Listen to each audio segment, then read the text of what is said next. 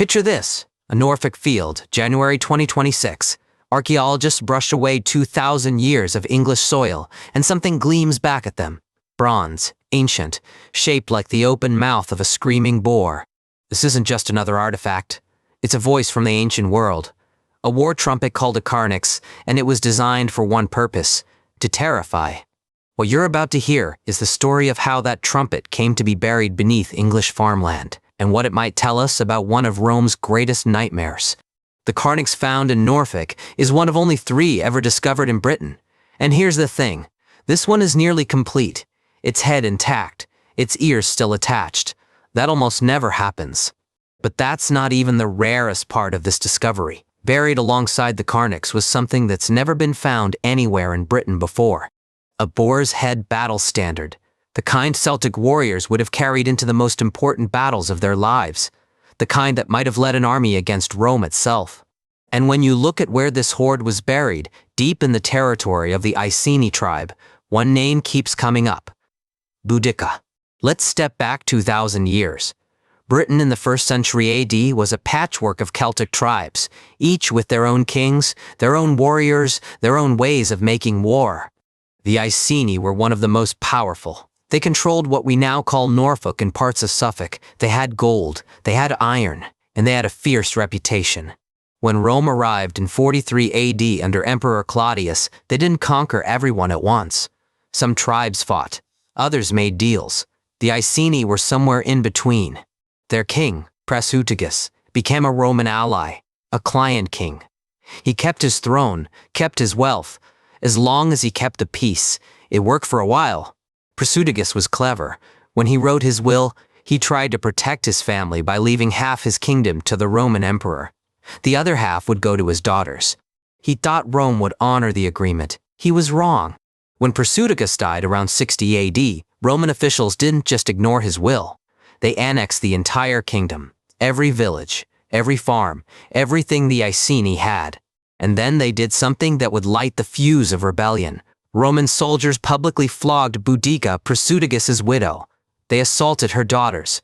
The message was clear. Client kingdoms meant nothing. Treaties meant nothing. The Iceni were subjects now, and subjects would be treated however Rome saw fit. But Rome had miscalculated.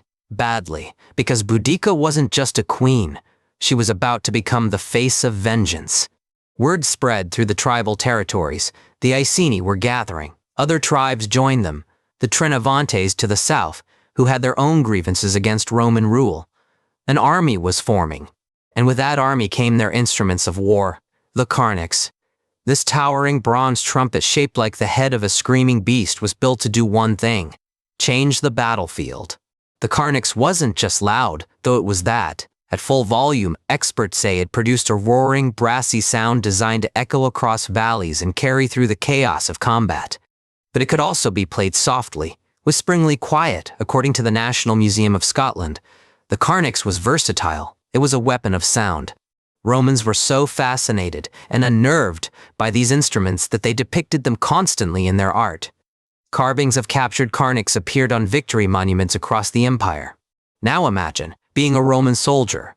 You've never seen these Celtic warriors before, and then you hear it, a sound like nothing in your experience. Screaming bronze, a chorus of them. In 60 or 61 AD, Boudicca's army descended on Camulodunum, modern-day Colchester.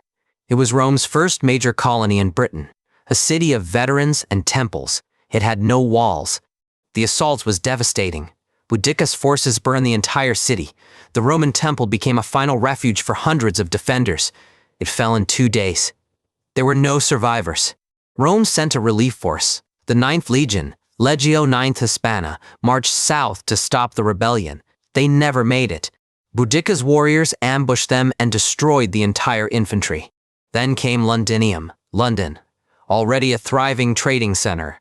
The Roman governor, Suetonius Paulinus, made a calculation. He couldn't defend the city.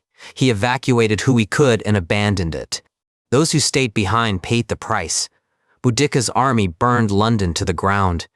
Archaeologists have found the destruction layer, a band of red ash that still lies beneath the modern city. Next was Verulamium, modern St. Albans. Same story. The city burned. Between the three settlements, historians estimate Boudicca's rebellion killed between 70 and 80,000 people. 70 to 80,000. Romans and Britons alike. The ancient writer Tacitus says Boudicca's forces took no prisoners, no slaves. This was revenge, not conquest.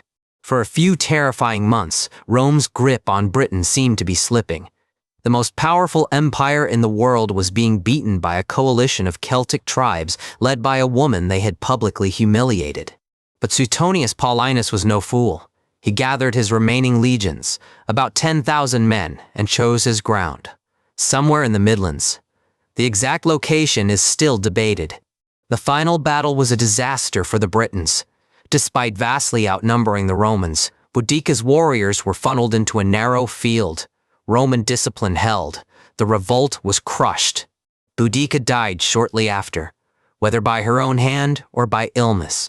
No one knows for certain. The rebellion was over, but its memory would echo for 2,000 years.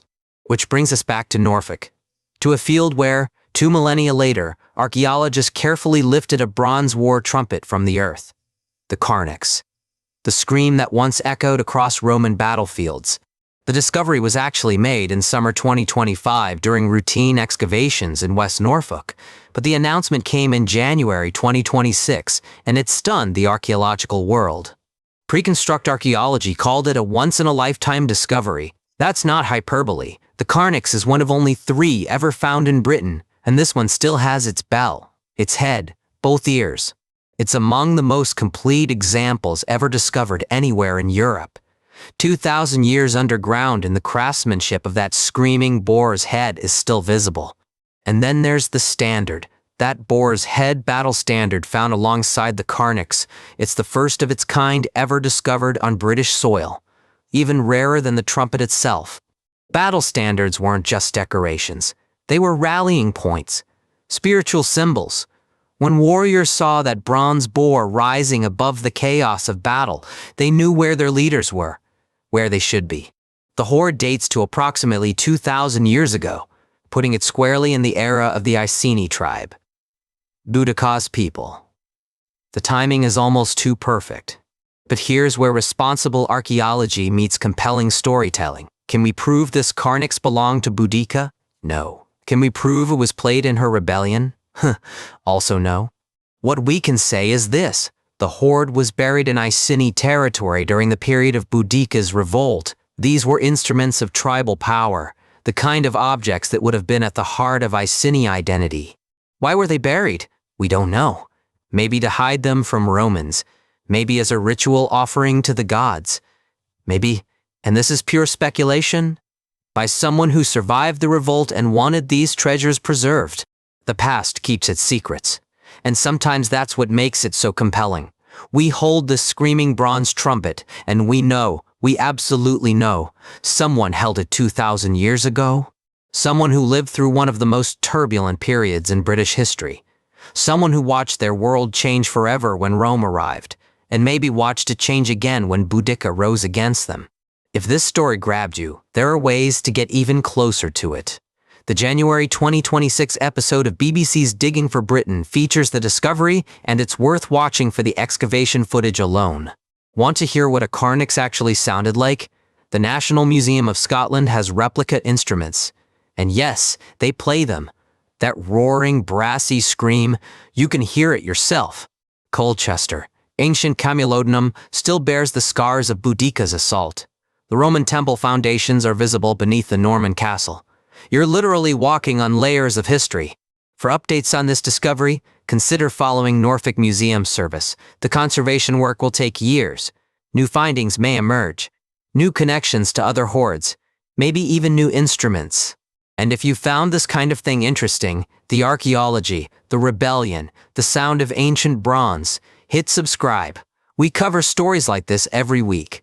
2,000 years ago, someone buried a screaming bronze trumpet in Norfolk soil. We don't know their name. We don't know their story. We only know they were there. They lived through empire, through rebellion, through violence and change. And when they buried these treasures, they couldn't have known someone would find them again. But we did, and when we look at that screaming boar's head, hear that roaring bronze in our imagination, we hear something that once terrified the greatest empire on earth. That's history.